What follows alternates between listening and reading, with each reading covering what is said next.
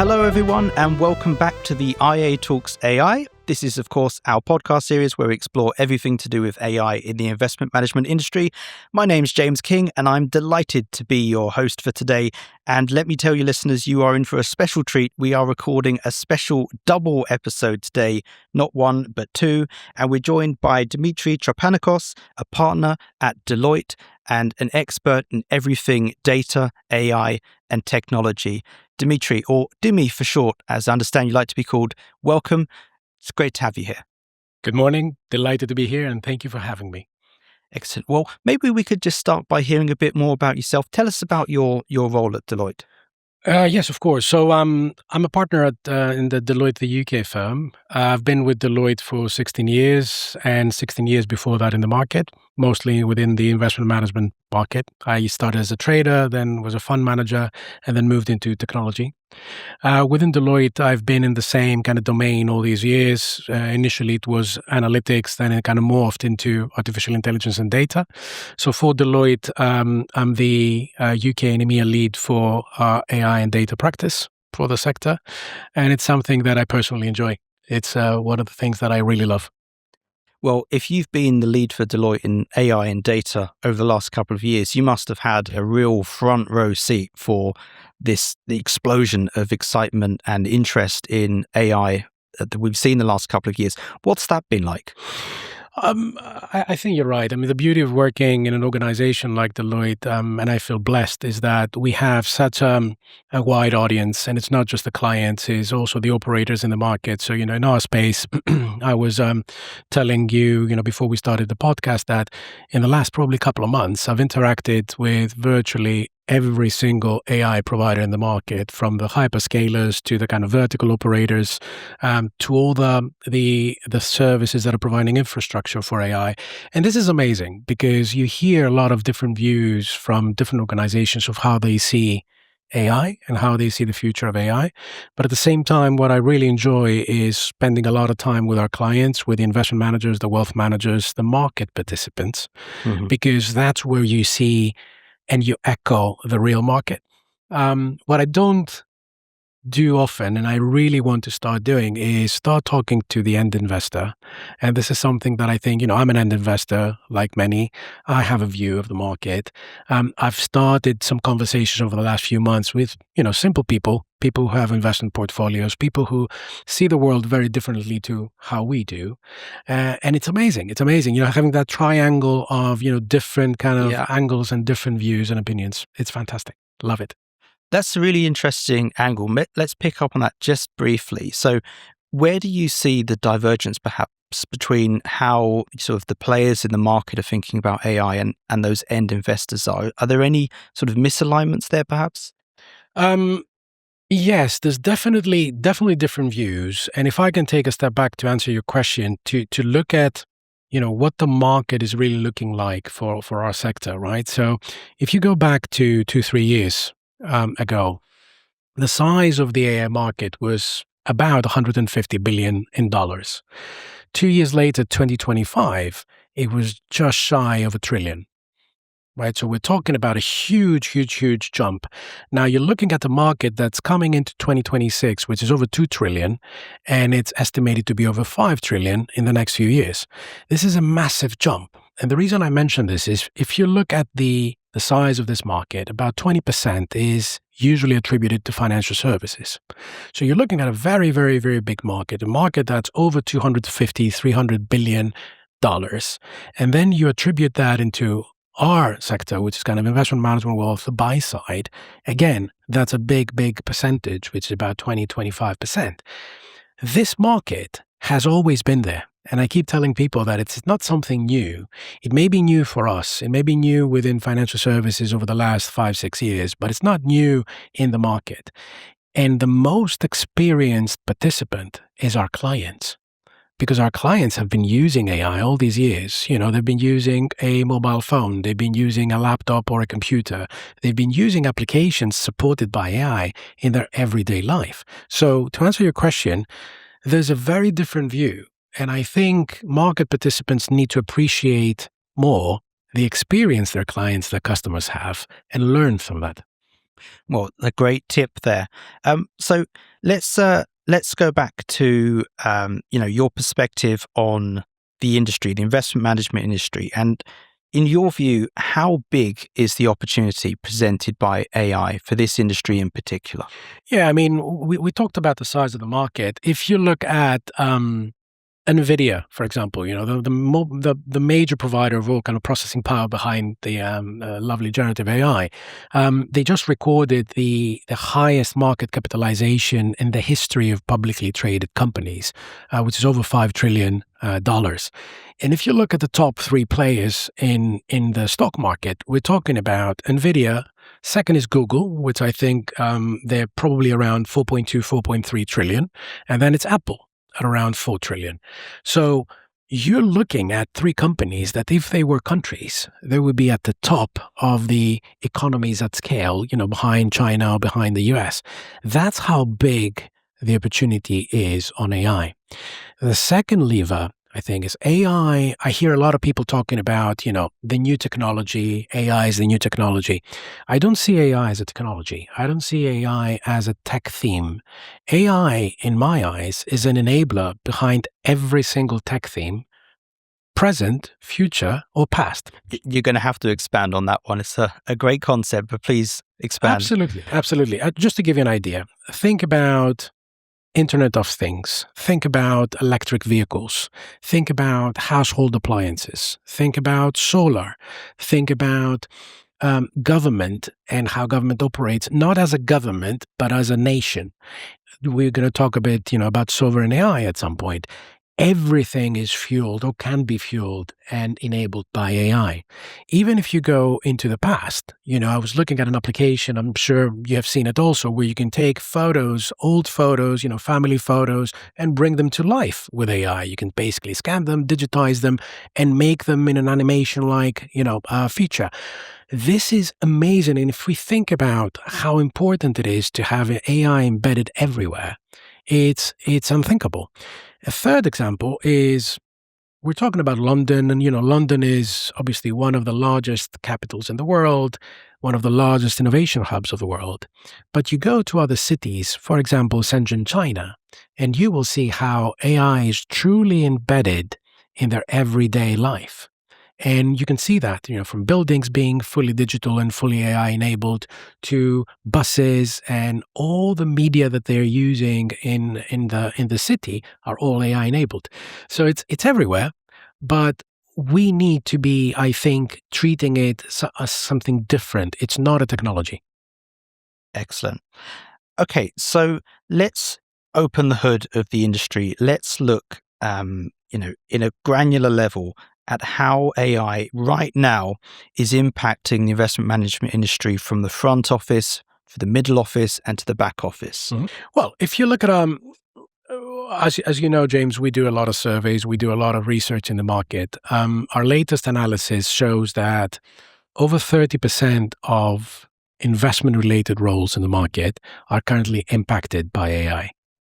The forecast is that this will double, this will go over 60% in the next probably 3 to 5 years. If you ask me today, because we run the survey about 8 months ago, I think it's going to be quicker. I think it's going to be in the next 3 years. So looking at that alone, you can definitely look at the lines of defense and see how it's impacted, because that 60% or over 60% will be attributed across the three lines. Not proportionally, but I can tell you where I think the major impact will be. It starts with the front office. So looking at the front office, you look a lot of the managers at the moment in the market implementing use cases around investment research, around portfolio management, building AI algos and agents in portfolio management processes, but also on the wealth side, trying to personalize the investor experience. And that's a big area for opportunity. Improving the experience of the investor, and going back to the discussion we had earlier about, how experienced investors truly are with the use of AI in their own sense. This is a major area of focus in the front office. Then moving slowly into the middle office, that's where you have themes coming in, like, reporting and monitoring.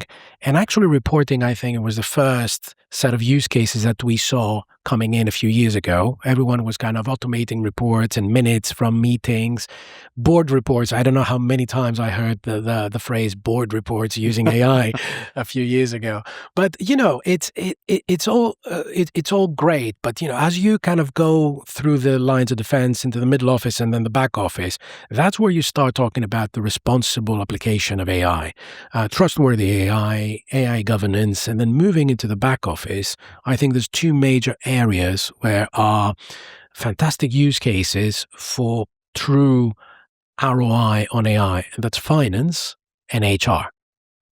So, and a lot of different organizations might see this sitting in a different part of their value chain in the line of defense. But for me, finance and HR are two areas where it can help an organization take a lot of cost out of business, but at the same time enable growth.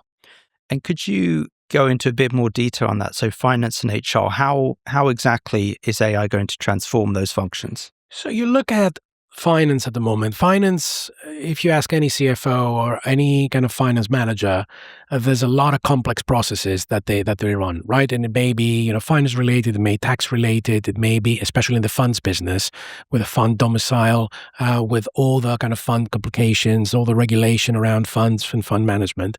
This creates a lot of complexity in their business.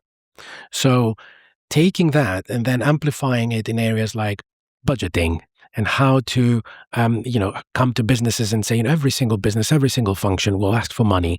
They will need to invest in their own part of the business, invest in the market, either being a profit center or a cost center. That also adds to the complexity.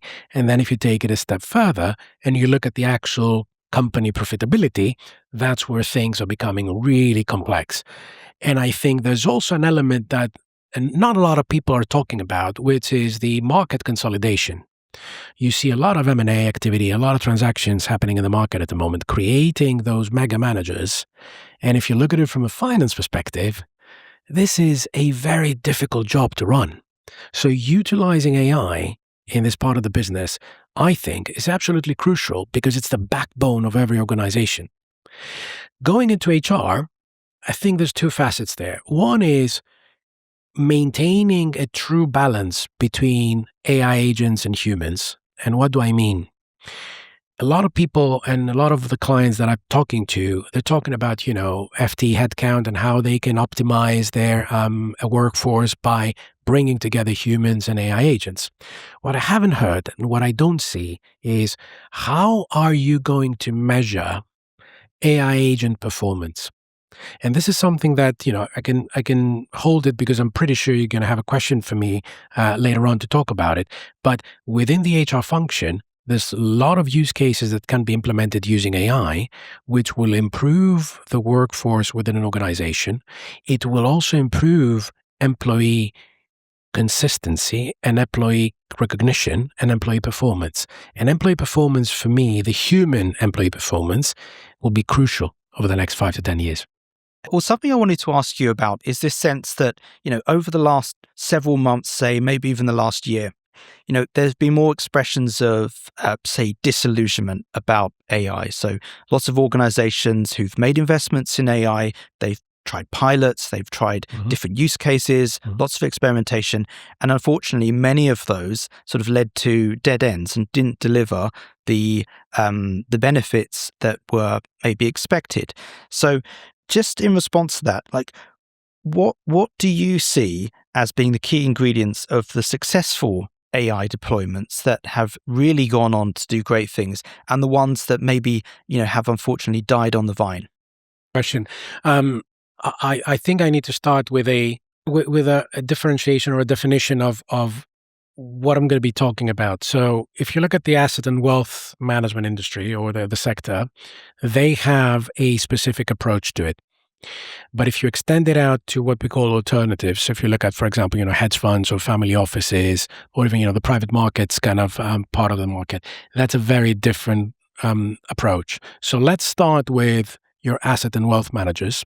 And I think you're spot on. If you look again at our research and our analysis in the market, it shows that about 60% of investment use cases have been brought into production currently, but only 19% have been deployed enterprise-wide. Another 20% have been put on hold. Right. There's a reason for that. The reason is, and this is not, my personal view, this is, I think, a market view, is that a lot of the firms, a lot of the organizations tried to approach this bottom up. We've heard so many times people saying, bring me use cases, bring me AI use cases, either cost out specific or growth enabled specific or for any other reason, which is absolutely fine, but it needs to have some building and foundational blocks in place for the use cases to be successful. What are these foundational blocks? Starting from top down. The first thing you need to do is you need to start with the firm's vision and North Star about what is AI for them. I've heard a lot of firms saying, we want to be AI first. Fantastic. This means that you will embed AI across your business. If you're prepared to do that, and you're ready to do that and ready to invest, that's great. Others are saying, you know what, we want to be an AI follower. We want to play a more conservative approach to it, and this is how we're going to do it. That's absolutely fine too, as long as it's clear in the board, in the CXO community, that this is what you want to do.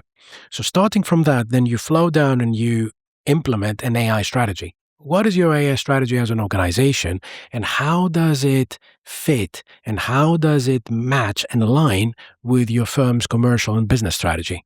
A lot of people fail to do this, and a lot of firms who do this, they also fail to then map it to their risk appetite. And that's something really important. And I know I'm talking with the Investment Association now.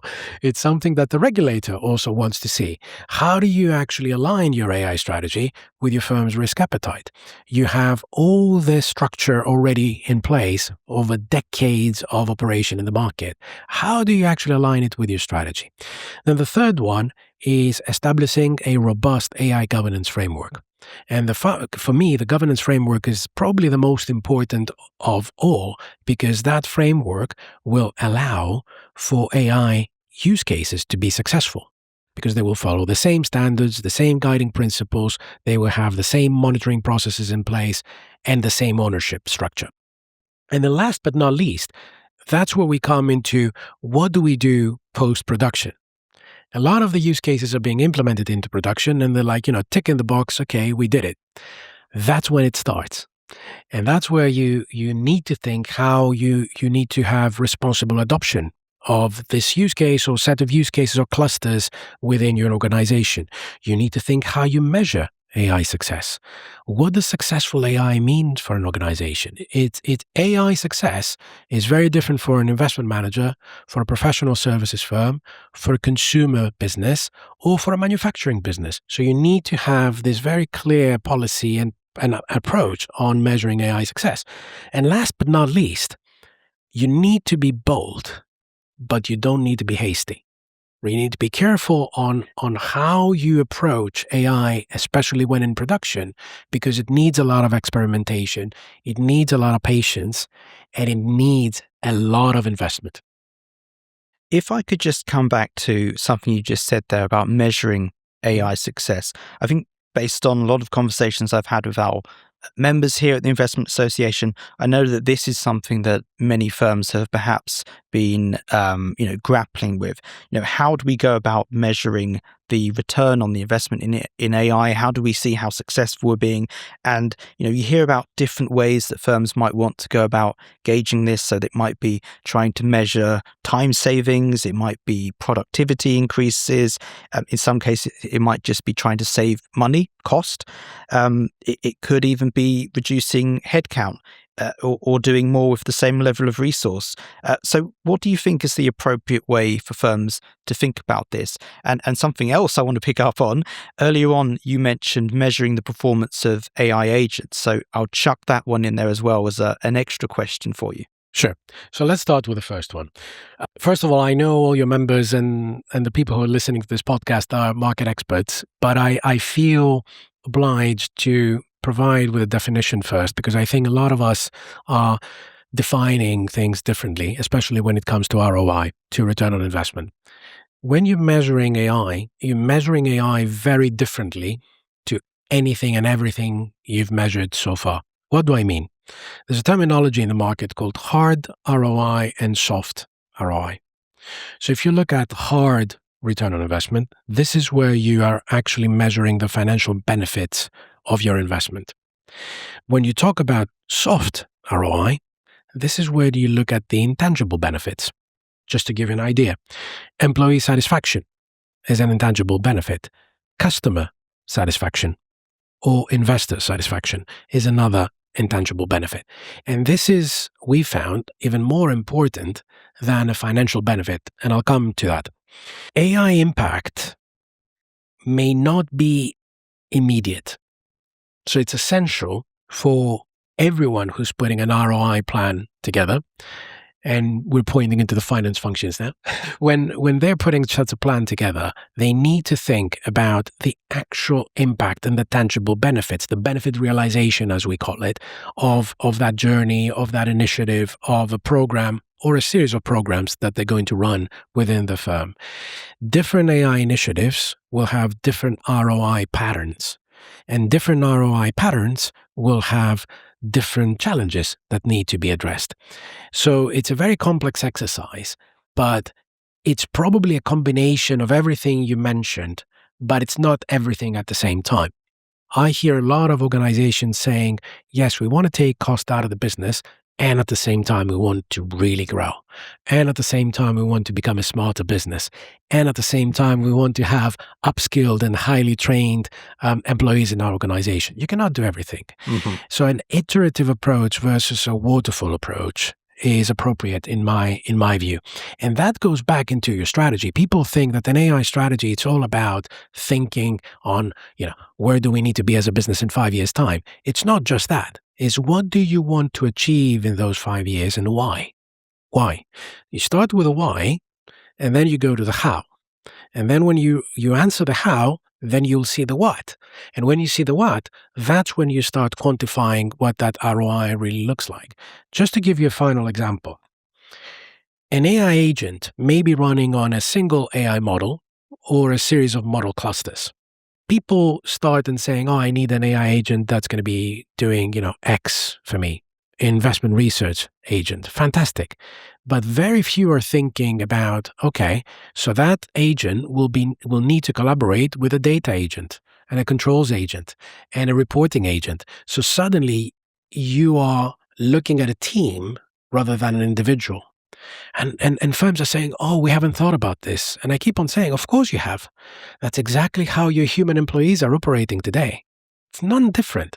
It's not different to the way every firm is operating today, but they do need to switch it into what AI economics look like. And then to answer your second question, which is, okay, let's bring it a bit to life now. We're talking about AI. We're talking about how that is going to impact the market. What does it really mean in terms of measuring the performance and measuring AI performance? I think your question was on that. My view is you need to treat agentic processes like you treat human processes. Just to give you an example, when you hire a professional, experienced professional, or someone out of the university in an organization, what do? You give them a contract to sign, you agree to some terms, you provide them with a role, responsibilities, and on the back of that, they have a performance plan. I always ask the question, how do you measure an AI agent? How do you know that the AI agent you put in production on January 1st, 2025 is operating at the level you want them to, at the level of the results you were expecting on the 31st of December 25 or 31st of December 26? This is something a lot of the firms are now starting to think. This is what we call virtual contracts or digital contracts. You're putting a digital contract in place with every single AI agent of what you're expecting them to deliver for the role and responsibilities at a given time. And it could be at the end of a fiscal year, it could be at the end of a quarter, it could be with the fulfillment of a program that's in flight.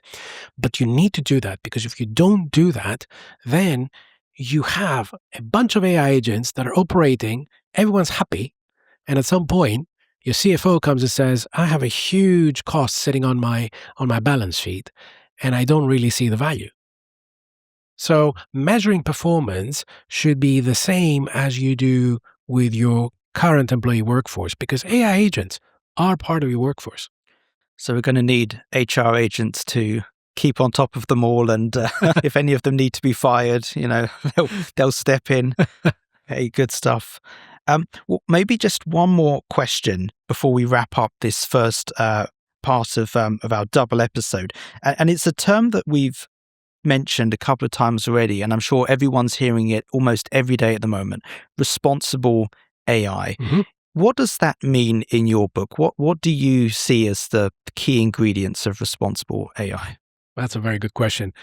Obviously, responsible AI has a very wide application in the market because it applies in areas like sustainability, climate, military, right? Because, for example, use of AI for military purposes is also very important. Use of AI for government purposes is really important.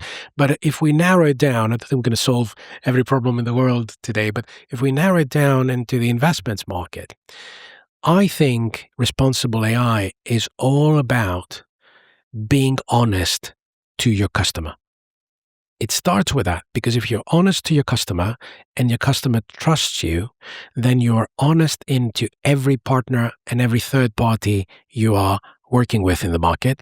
You are honest against your regulator or regulators if you're operating in multiple markets, and you're also honest against your peers in the market.